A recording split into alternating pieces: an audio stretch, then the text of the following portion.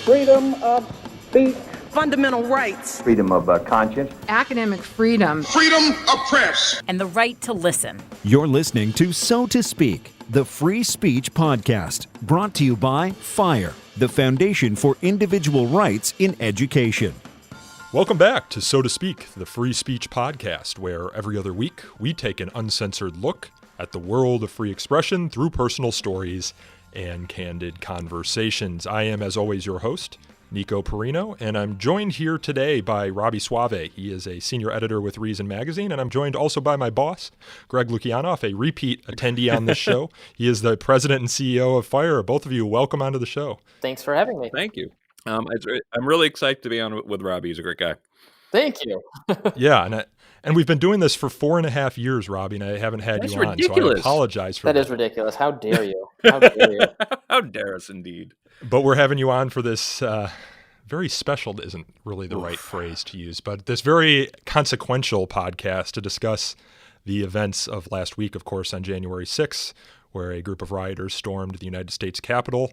The Capitol is only a few blocks from FIRE's offices here. Greg lives nearby. I live nearby. And Robby, you were actually at the riot. I don't think you were participating in the riot, but you were outside as it happened. Yeah, right? What was that I live nearby as well. We should all get drinks sometime, I guess. Really, a lot of them. Yeah. I heard. I saw on social media what was happening, so I went down to report on it for Reason. I wrote an article for Reason about it. It was just a travesty. It was a utterly insane scene of chaos and violence. Windows were smashed, doors were busted open.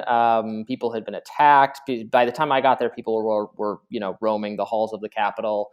There was tear gas or some kind of chemical irritant that someone had sprayed. I'm not actually quite clear if it was the police or if it was some of the rioters. And because it was so windy, there was a big cloud of that was actually like blowing back on the larger crowd of people who were not actually doing anything wrong. We're just there, legally protesting. And I got that in the face. That was not pleasant. That was a horrible feeling. So yeah, it was bad. Were you there for the speech too? For the speech near the White House? No, I watched the speech later. I read a transcript of it. I think it was pretty terrible stuff from the president. I think I would use incitement. Obviously, is a legal term. I don't think this would be incitement in that sense, but I think he clearly egged on the people who went and did that. Yeah, and this is where I need to chime in because it's kind of funny. We've gotten a couple people. I've been very vocal about this. I live on Capitol Hill. I've got a 3 and a 5-year-old. We wanted to get out of town because the city saw this coming. Mayor Bowser actually activated 340 National Guard. Just those weren't the people protecting the Capitol. So we knew something bad was coming.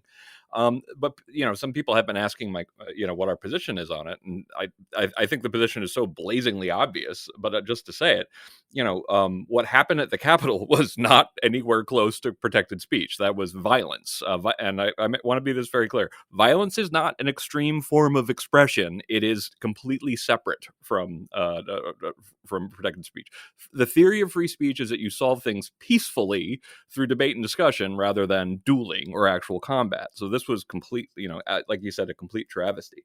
We have also been asked about students expressing support for the attack on the Capitol. You can actually say things like you thought that was good. I'd be horrified. I'd like to see how, if you can get a date again on a campus after saying that, but that is protected speech as well.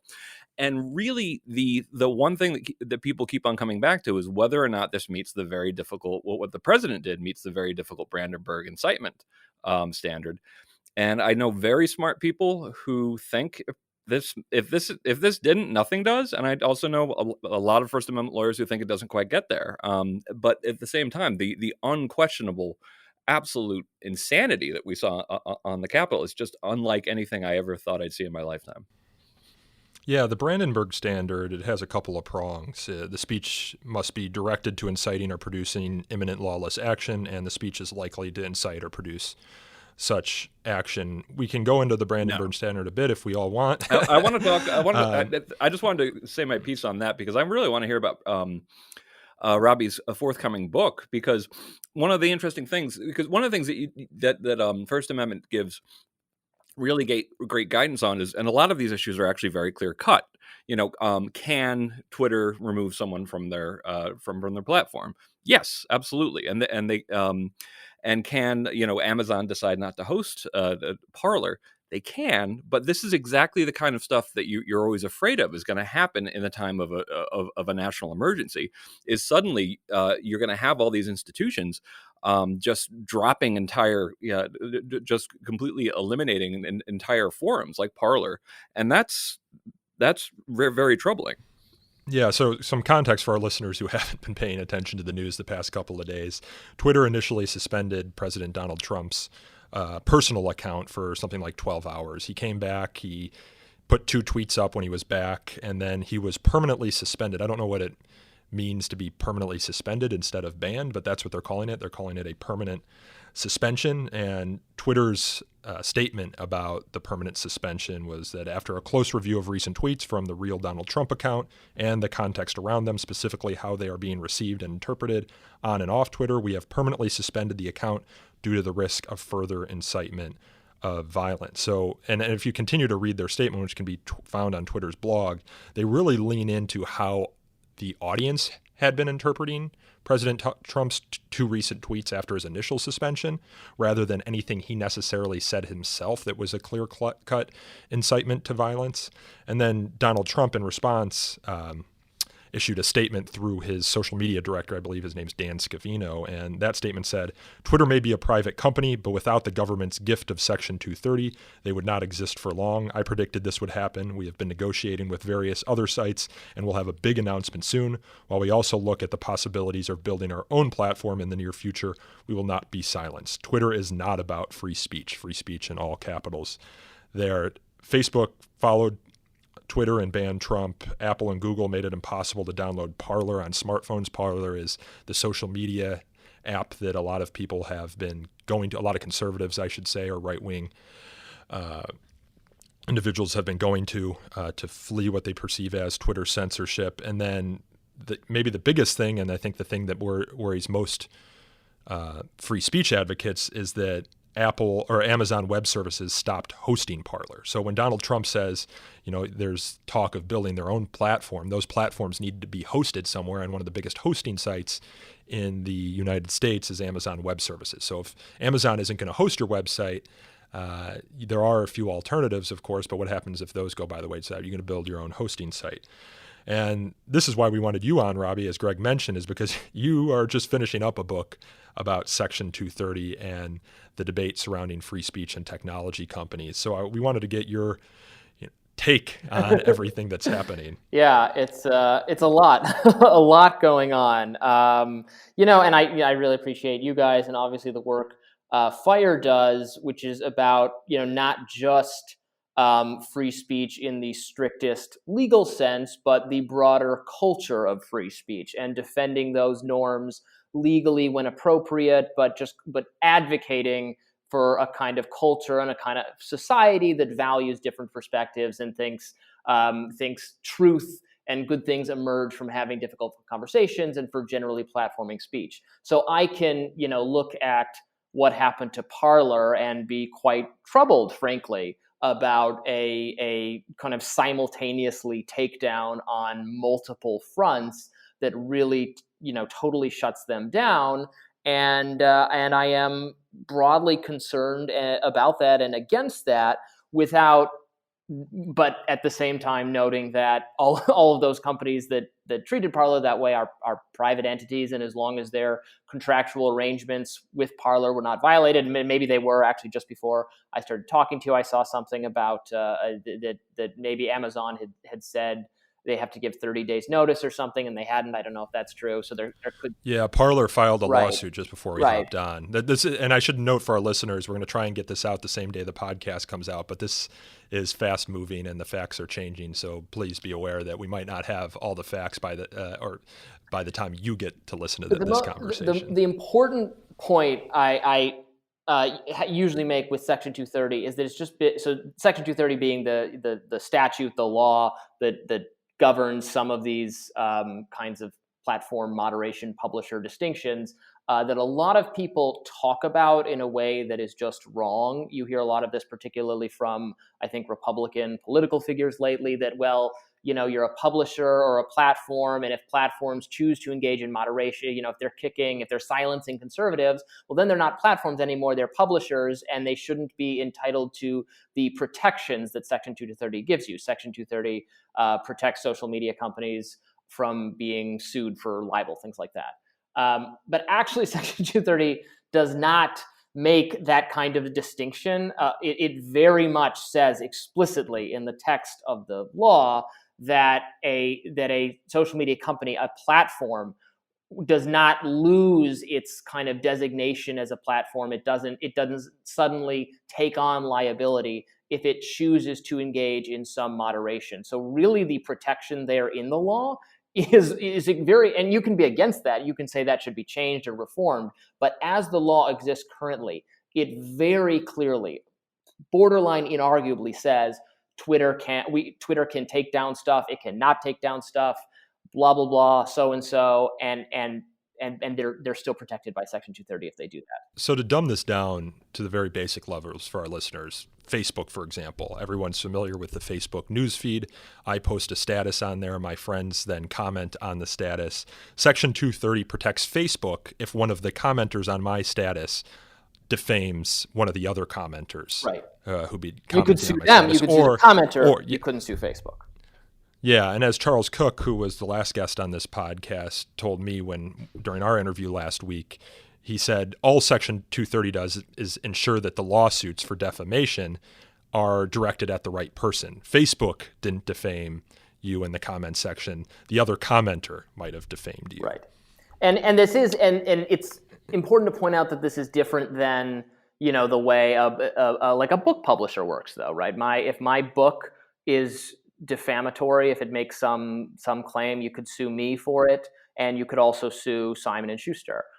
You could sue me and Reason Magazine, but you can't sue me and Facebook for something I write on Facebook, because Facebook is a social media company. It's an internet service company, and it has Section 230 protection. Now, you can't sue in the comments at Reason.com. That gets covered. But that's the difference that Section 230 creates. That some I think sharper critics on the right, at least, are reacting to and saying, well, should it be different?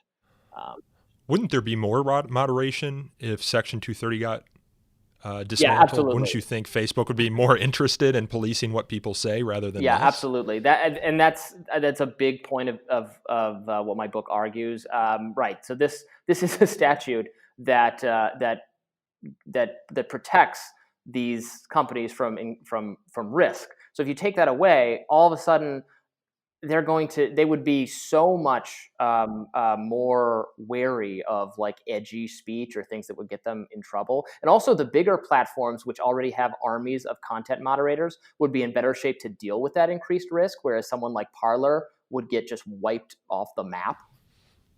Yeah, it allows for entrenched businesses that have much more capital to crowd out the upstarts. In my conversations with people at Facebook and Twitter and some of the research I was doing, it actually became clear that Facebook is getting more on board with changes to 230, which it might be because they feel like they have no choice. They're getting hammered from both sides, et cetera. But Mark Zuckerberg at the hearings has given more ground on saying Section 230 should be reformed or could be reformed than Twitter has.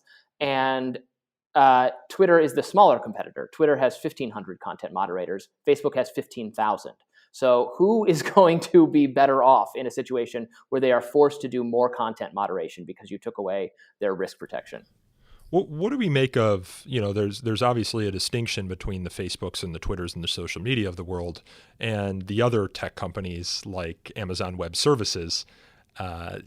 Section 230 wouldn't do anything to Amazon Web Services, right? So what's the argument that these companies might have, these social media companies like Parler might have against being deplatformed by Amazon Web Services? Right. Yeah. I mean, they don't have any it would have to be a contractual argument that they did something wrong and how that company treated them. With something like, Amazon, you get closer to, I mean, there's, some people are making monopoly arguments or antitrust arguments against some of these bigger tech companies, that those are totally distinct really from the free speech concerns or the Section 230 concerns or their political bias, right? Because that's not going to be the basis. There's no antitrust history of engaging it for that reason. Yeah, and the same discussion or considerations would be in play with the Google Play App Store and the Apple App Store no longer hosting Parler's apps. So, how should we think about these social media companies?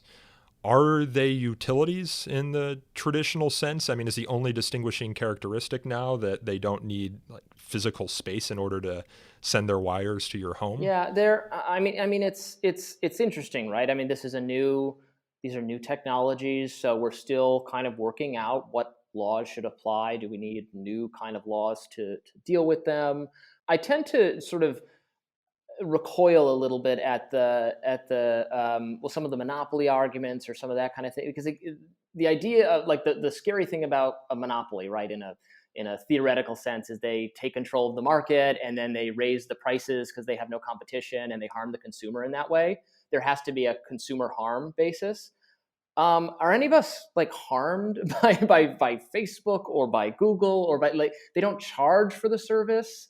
And the service is good, and if you don't like it, you can just not use it. So their power doesn't seem to correlate with some harm to the consumer, which is ultimately why I think some of those concerns just are misplayed. I mean, really, they're allowing for unprecedented more speech than ever before. If I'm, think back to, I don't know, 2 decades ago, even my opportunities to engage in speech were so much more limited than they are today. So the growth of these big tech, of these social media platforms, haven't actually, even though they make moderation decisions, I frequently disagree with and frequently criticize.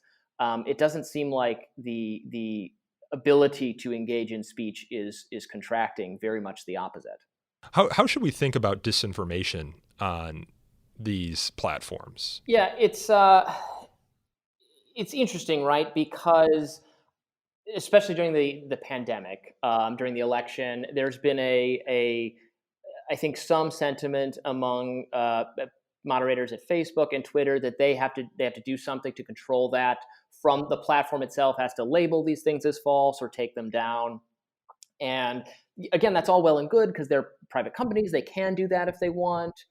But you get into a problem then that you make yourself look, you being the platform, make yourself look hypocritical when there's all this other false stuff that no one has done anything about. And that's the problem, right? That's the problem with moderation, because all the stuff goes up and then algorithms catch some stuff and they take it down. Some users complain and then there's moderation decisions and that stuff gets taken down. But it's not like everything is not being adjudicated all at once. So plenty of stuff that's just not attracted anyone's notice or hasn't gotten flagged by an algorithm is up, even though it's equally in violation of whatever policy this other thing that got taken down is in violation of. So it's always, and it always will be, trivially easy to say, well, you did this, but why didn't you do, this about this other speech? And that is like a problem that social media companies can't solve because there's so much content.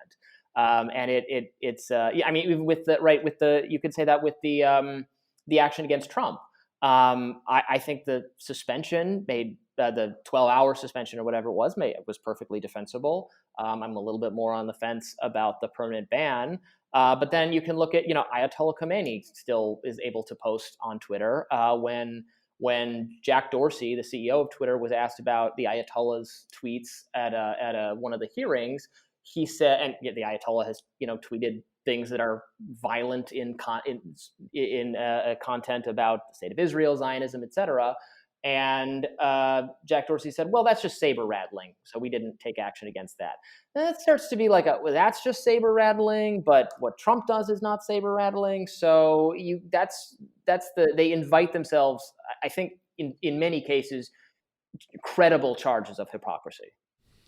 Well, that's the thing we always said about campus free speech codes or campus speech codes is that they depend for their very existence on double standards. To the extent that you are banning hate speech on campus, you need to make a determination what hate speech is. And, as the Supreme Court has pointed out, everyone's definition of hate speech is different.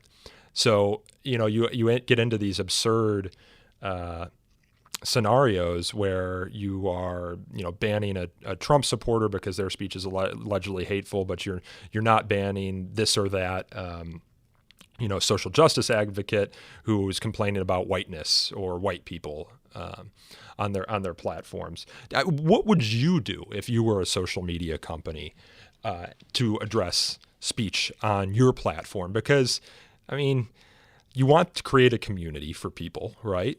And if you're creating a community, you probably don't want pornography. You probably don't want animal crush videos inundating the platform. Do you just ban those outright? And then how do you address hot button political issues or ideological issues that are not so clear cut as, for example, crush videos or videos of violence or pornography? The best thing platforms can do is establish just very, very clear terms of service, clear rules for what you can and cannot post, and don't use vague language so that you can then, when you do take something down, you can point to it and say, see, it does violate our actual policy. Clearly, they have to do so. The Parler approach, and even Parler wasn't quite following this, but it doesn't work. You have to do some amount of content moderation, or else you just become a cesspool online. Or MySpace with all their HTML tweaks they allowed you to make. Yeah, it's funny though. I've been thinking about MySpace because a lot of the anti-tech arguments are, well, so no one could ever arise as a competitor to Google. But Google itself arose that way as a competitor to Internet Explorer. Lycos.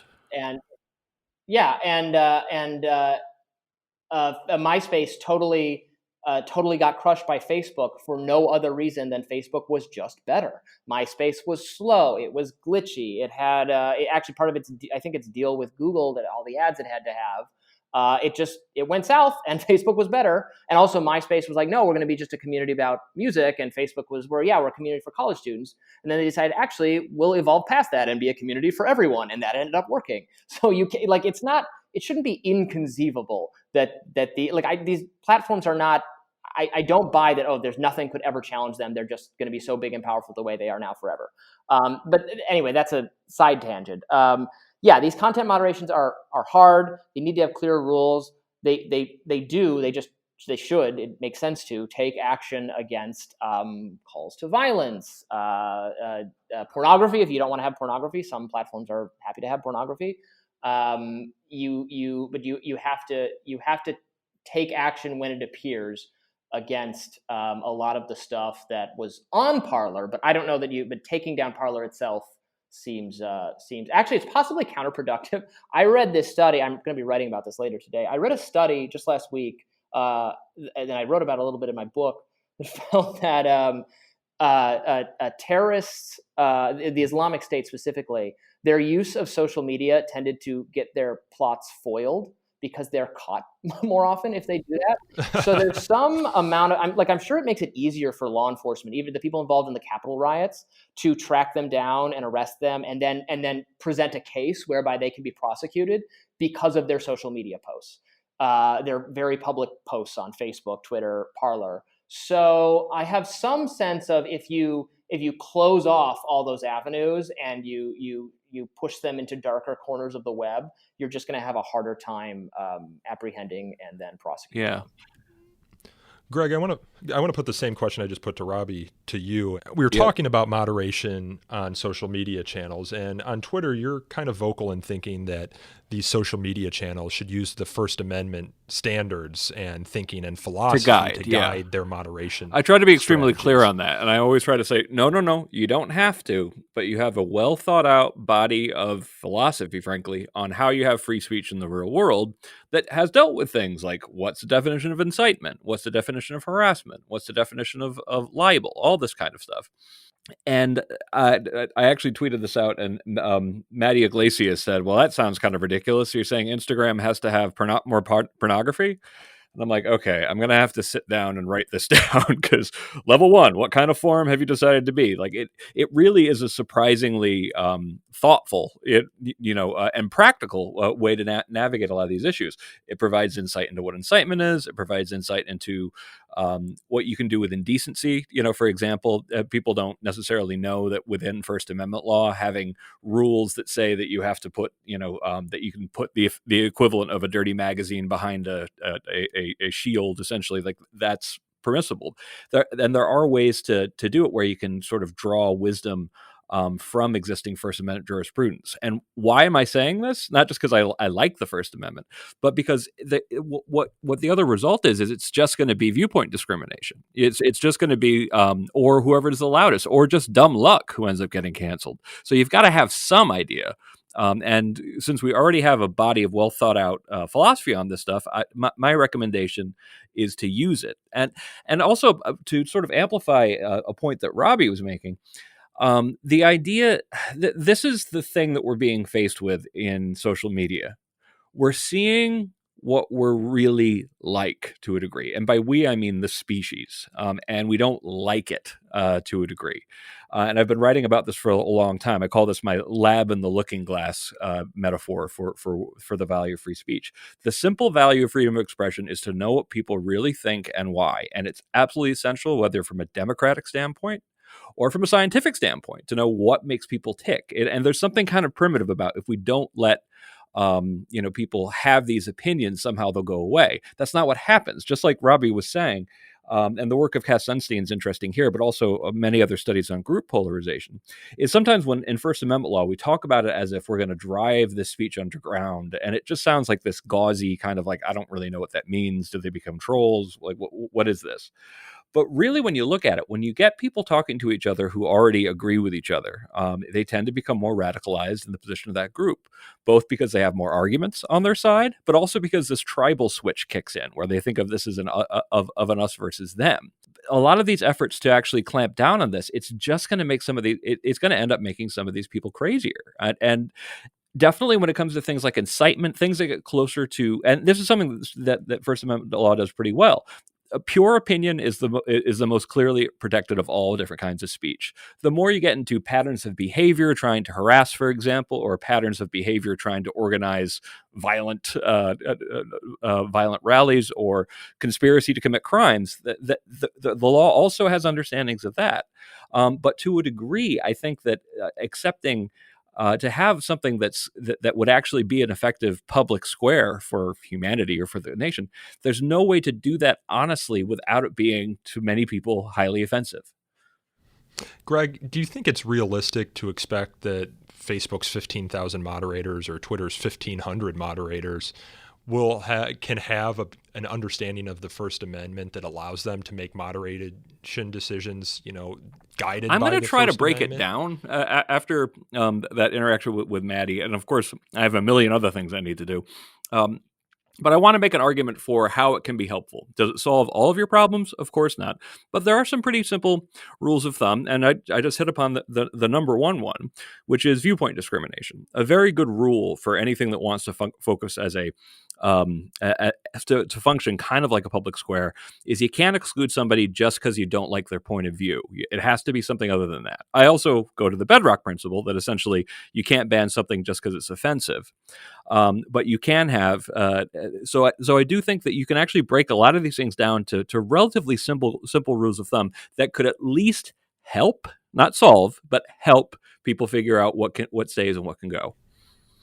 Yeah, and the thing with Matt Iglesias that I didn't think he was quite getting, there are things like videos of beheadings, or pornographic videos where it's easier to moderate that content than it is to moderate content that you're labeling hate speech or that is incitement to violence. Those are where the rubber hits the road for, I think, a lot of these social media companies and where the challenges come in. And that's, I think, where the First Amendment guideposts that you're talking about can be of use so as to avoid the double standards that you're seeing anytime you want to venture into those areas and not follow the First Amendment standards, which were essentially created to avoid double standards and to avoid that sort of to avoid discrimination. That's one of the things that I find funny about. sometimes when people talk about bias as if it's this recent discovery of human nature that we've discovered that we're biased.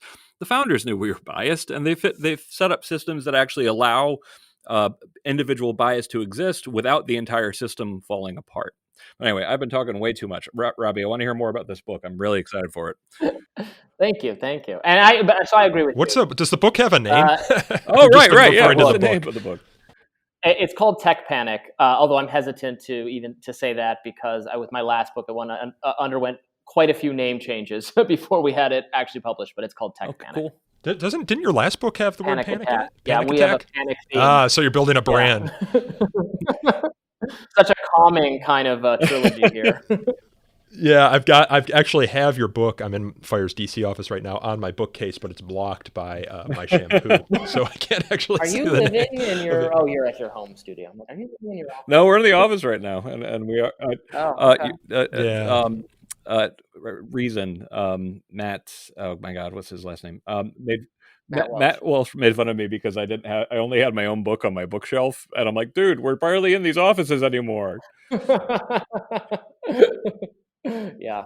So Section 230 has been in the conversation for a long time. Was there any precipitating event, Robby, that led you to decide you needed to dive in? Was it just kind of the frustration with the conversation around it and the lack of understanding that seemed to go into those conversations?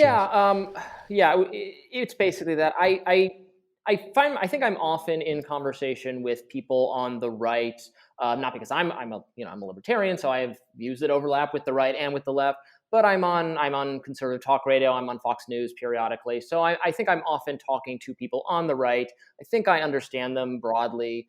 And I became increasingly frustrated with what seemed like some basic principles that libertarians and conservatives share about free association and private entities. I defended the right of the Christian bake shop not to have to bake a cake for a same-sex marriage or whatever. That kind of thing is something I've defended on civil libertarian grounds, and conservatives agreed. But now they're saying, okay, so the cake baker shouldn't have to. The government can't force them to. It's wrong for the government to force them to do this, but the government should force Facebook to put back on this content it took down. Don't you see that as sort of an ideological hypocrisy? And so then I wanted to better understand where those arguments were coming from. And then many of them did rest on this wrongful understanding of 230, where they're saying, well, but then they should be subject to all this liability because Section 230 says they have to be,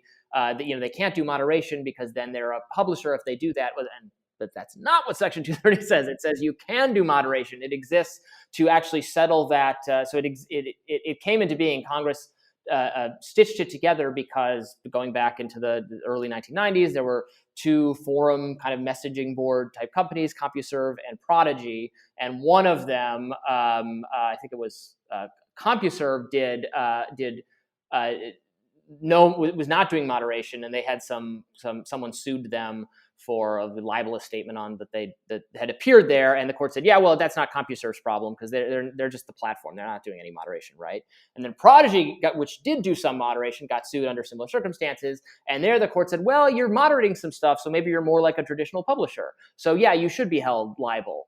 And the lawmakers decided, well, that's not what we want. We don't want platforms to say, well, we can't moderate anything because then we could be subject to risk. So that's how Section 230 exists, to solve that problem, so that you can have an entity as big as Facebook or Twitter and make, broadly trying to make these decisions and not taking on this huge risk, which is good, which is generally good. These companies could not exist at the scale they're at. I mean, can you imagine so much of what conservatives complain about? And yes, I agree, stuff gets taken down when it shouldn't be taken down. But if Twitter could be sued, if it be opened up to so many potentially frivolous lawsuits, they might have to vet your content before it goes live.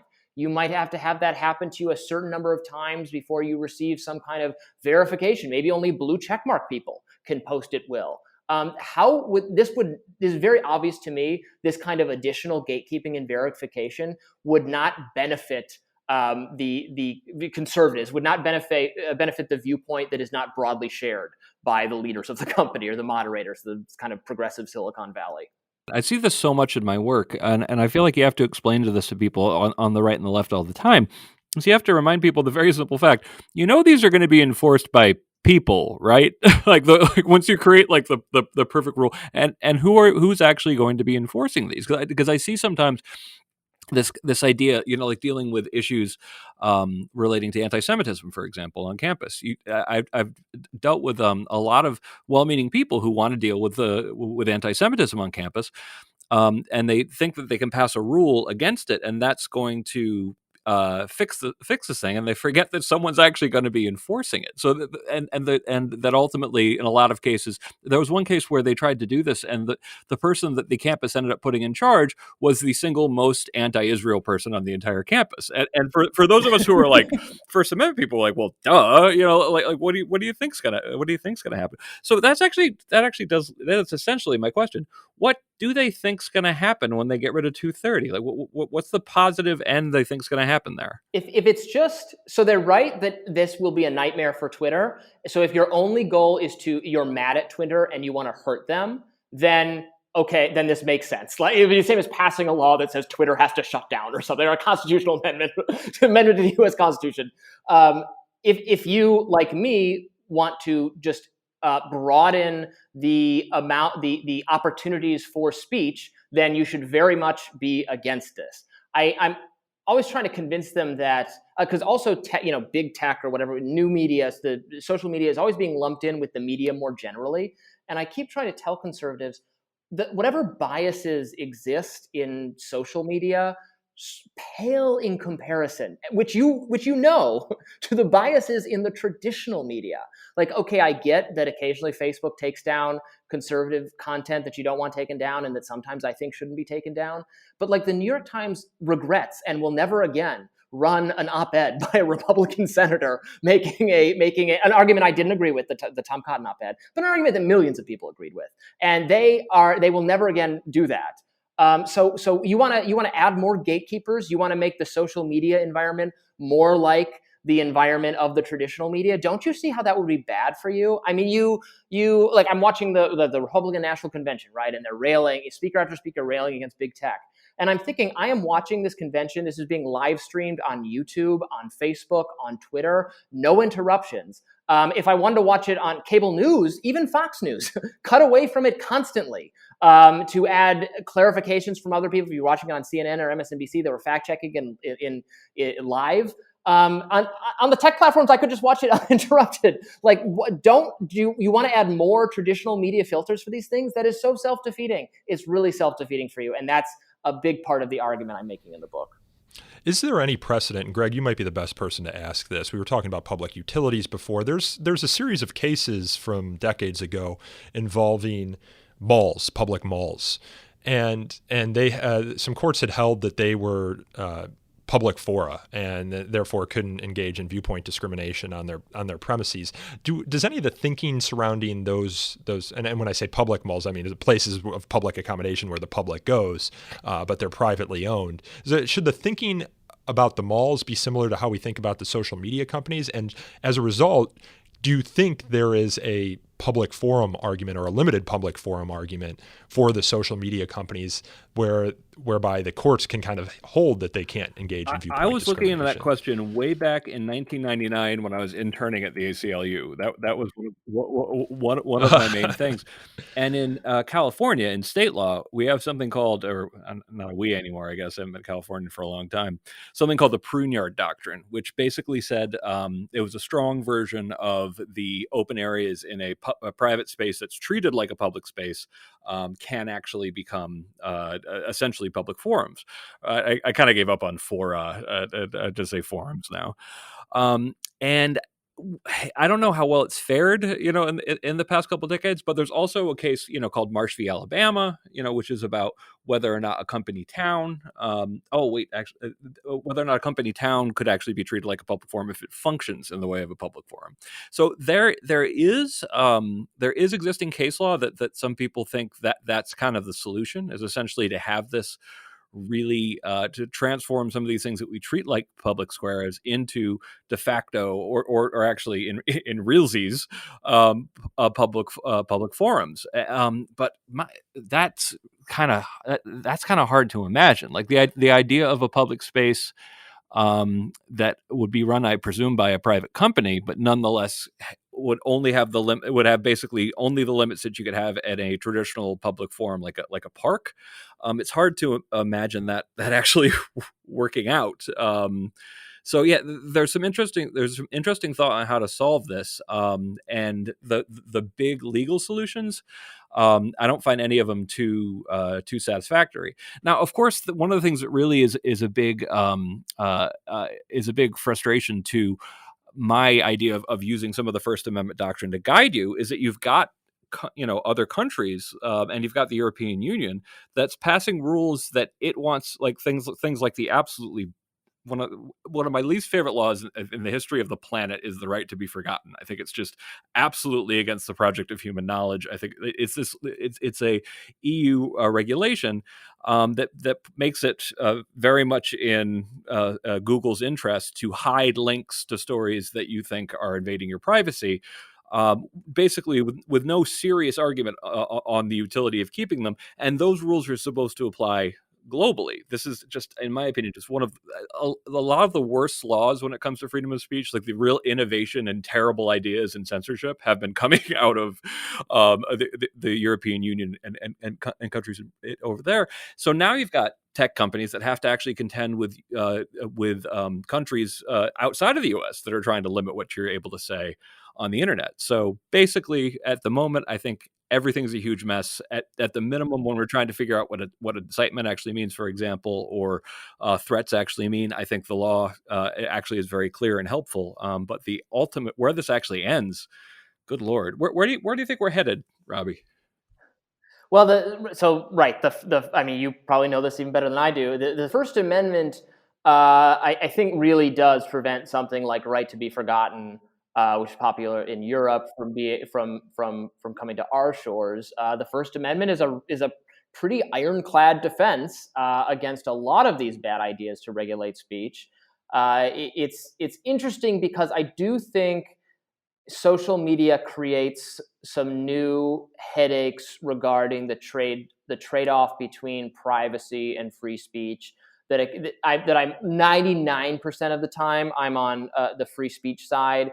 Occasionally, I think maybe there should necessarily be a new law about it or new legal policy, but that social media companies, because they're private companies, can be empowered to do some moderation in service of the protection of privacy that you wouldn't necessarily have in other contexts. I was thinking a lot about like revenge porn type stuff, or people's personal sexual images getting leaked, and it looks like tech companies are developing ways to.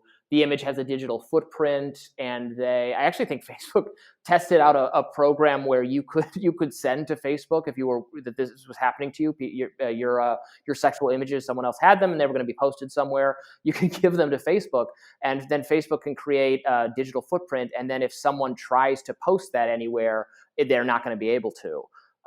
So that kind of innovation on the parts of the platforms to combat some of the real case scenarios of privacy violations is something to think about. But that doesn't necessarily involve some new bunch of laws. Yeah, well, I mean, you can only really innovate insofar as the most censorious or aggressive privacy countries out there in the world allow you to, right? Like, if you're going to have a global platform and you want your platform to cross borders in India, For example, they ban hate speech and blasphemy. So you have to police what they can see in India, and you have to write your hate speech and blasphemy codes to meet that country's standards. Yeah, well, right? and you have to decide how much of that you can do and feel morally okay with doing. I mean, that's been the big question with China, right? Google was not in China for a long time, and then they thought about going back in with a version of Google that would be okay, that would meet the approval of the Communist Party of China, whereby you couldn't do Google searches for, like the most mundane kind of freedom-seeking stuff. And the question becomes, should Google do that? I mean, obviously, they're a private company. So if they want to provide some people, and it's not their fault, right? It's the Communist Party's fault that they have that. They should be opposed and overthrown or whatever. But should Google, is it better, not even from the standpoint of maximizing human freedom? Is it better for Google to give the people of China some internet access, and it might be better than having no access to Google at all? Those are difficult. I think that's a kind of difficult question to decide. How many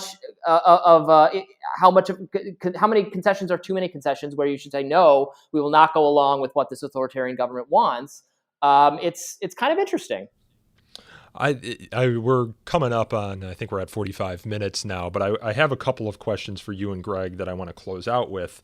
Prior to the events of last week, there was a conversation for the last year about cancel culture. And Greg and I had written an op-ed together about cancel culture in higher education. Is what's happening right now with the tech companies and their deplatformings a form of cancel culture? I mean, you have not even just the tech companies. You have the PGA, for example, announcing it's no longer going to host its 2022 championship at Donald Trump's New Jersey golf course. Yeah. It depends how you define cancel culture, and cancel culture has become a little bit obnoxious in how broadly it's defined, whereas anything that happens that someone doesn't like is an example of cancel culture. I try to constrain its definition to the most sympathetic cases, which are people being called out like for things they said or did when they were teenagers, and they're being like their lives ruined 20 years later or something. But obviously you can draw it broader. I think what's happening with this total sort of shunning and disassociation is on some fronts worrying. I don't know if cancel culture is the right way to frame it, but I like I said earlier, I have concerns about what happened with Parler, while still thinking that private companies should be allowed to associate or disassociate as they see fit. Yeah, I'm the same way. I try to keep cancel culture to a relatively sort of discrete phenomena, but it's definitely something that is social media empowered. Right. That's basically, when I explain it at its most simplest, sometime after 2012, 2013, there was an uptick in people getting together on social media and trying to get people disinvited, get them fired, get their admission to a college revoked. And I'd never seen anything like that before. And I was talking about this thing going back to 2014 when I was still writing for the Huffington Post. I was writing about like what's kind of like trying to figure out what's going on. We did a movie called Can We Take a Joke, which I'm really proud of. We did with Ted Balaker, talking about the threat to comedy from what didn't have a name yet. But we were talking about cancel culture. We were talking about I even have I have a blog called The Eternally Radical Idea, where I even have a list of sort of cancel culture reading. And the first book on it, as far as like the one that really diagnosed this, was Ron Johnson's So You've Been Publicly Shamed. John Ronson. I will never get confusing. That right.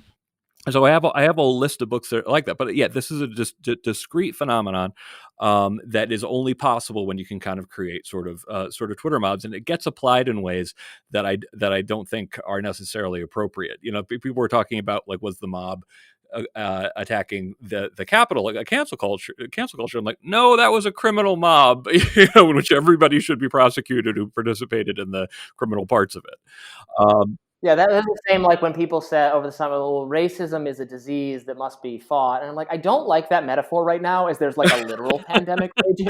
Racism is bad. We should oppose racism, but like don't pretend, because then there's all this rhetoric about like but we don't know exactly how to solve or decrease racism in a society in the same way that we know how to cure diseases. So you're creating some kind of certainty about the tactics to be used when you're using that framing that is not warranted. And it's the same for mob versus literal. Oh, and a good plug for Reason. Me and Ken White did a debate on sort of cancel culture and whether or not free speech culture is more important than free speech law. I'm of the opinion that free speech law generates, free speech culture is where free speech law comes from. And if you don't have a strong free speech culture, your free speech law will wither or become meaningless. And it was actually really great to have an opportunity to hash it out with someone as smart as Ken, and so I really would point people back to that discussion. I want to ask about, we've been talking about the digital world and social media and the tech giants, but I want to ask about the now quaint analog version of the public square, which is, just gathering in protest. Is there any concern that the events of last week are going to lead to restrictions on gathering, particularly here in the United States, that go too far? I am super concerned that Patriot Act 2 is going to be just as bad as Patriot Act 1. There's nothing lawmakers like more than overreacting to something bad and passing all sorts of civil liberties violate, especially, and in this case with Congress having been the actual literal target, some of them fearing for their safety, again, in a situation that was horrendous and terrible and despicable and should be condemned and people should be held accountable. So I'm not underplaying how bad it was at all. I think it was really awful. I was there. It was so bad. But we have to be careful. But Robby, yeah.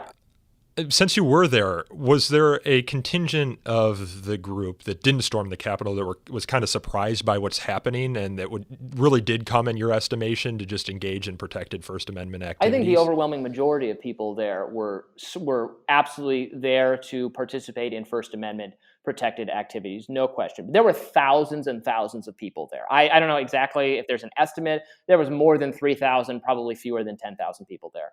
And again, most of them doing a kind of protesting that is just like the Black Lives Matter, the racial justice protests we saw from over the summer. But also, just like those, there was a smaller number. In this case, it's tens or perhaps hundreds of people who smashed windows, who climbed the sides of the building, who brawled with police officers, who ransacked people's offices, who were absolutely engaged in, by any definition, criminal mob violent behavior. And those people I think they should be held accountable under the currently existing laws. We don't need, for the love of God, the last thing we need is another law against terrorism. It is illegal to do this already. We don't need more laws for this. It's interesting. I just wanted to add there, though, that I got to see it because I live by there, and I got to see it from driving back from a medical procedure I had at GW, how big the crowd was overall. The crowd was absolutely colossal, and I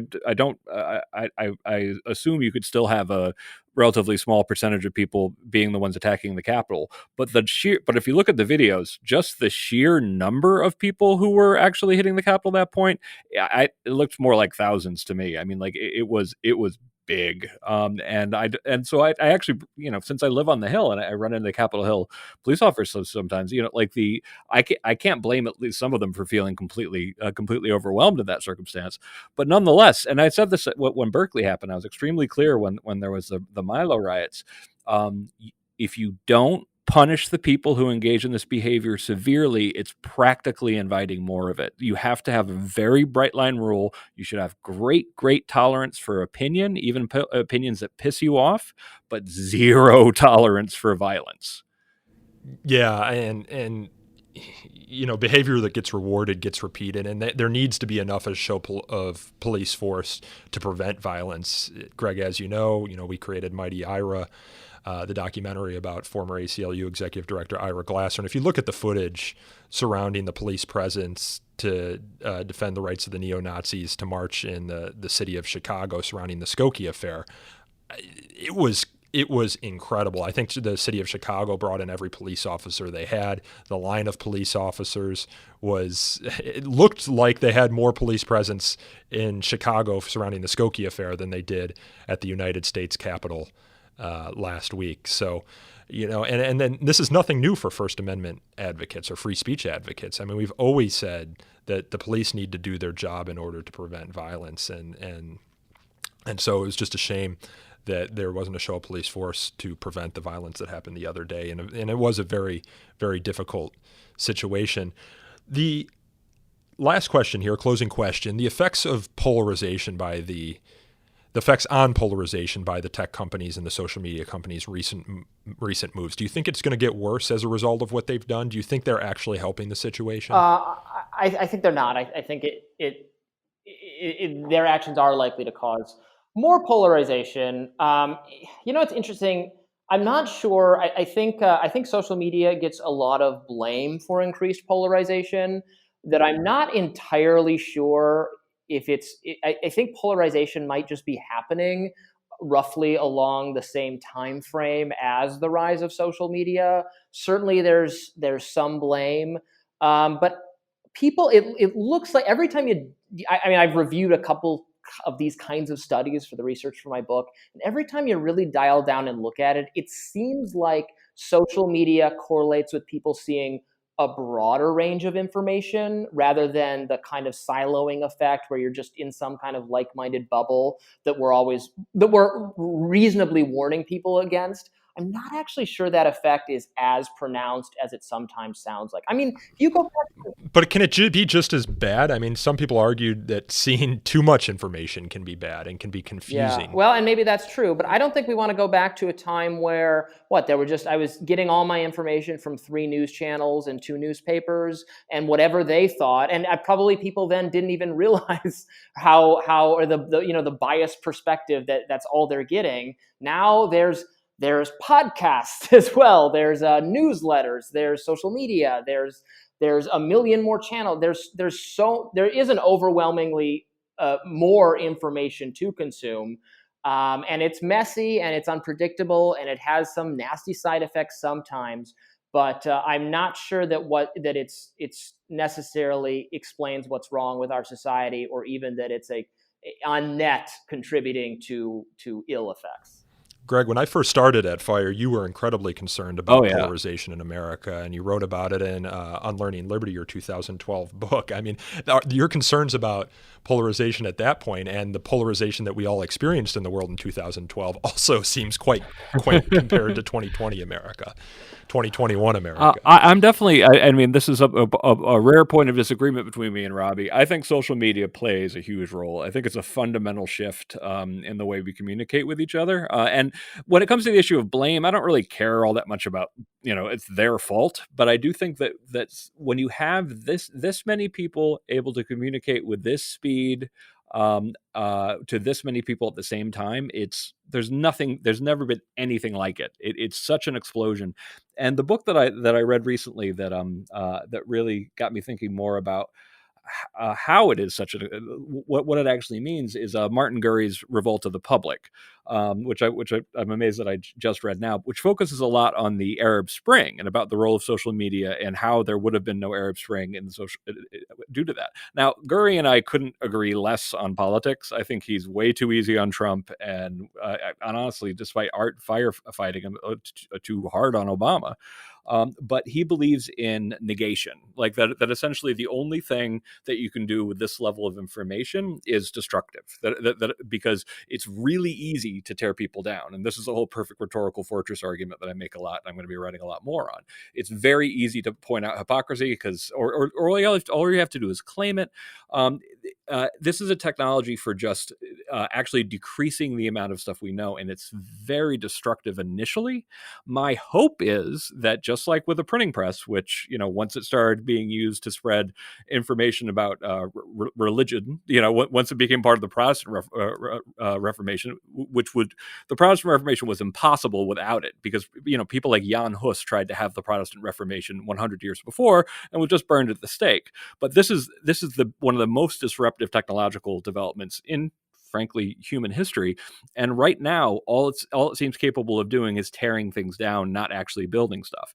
I'm hoping that on the other side of this negation, there's something productive that we can actually do with it. But right now, people are confused. They believe in truth less. It's an overwhelming shift that we haven't adapted to yet. So I disagree with Robby. I think this is incredibly significant. I think it contributes.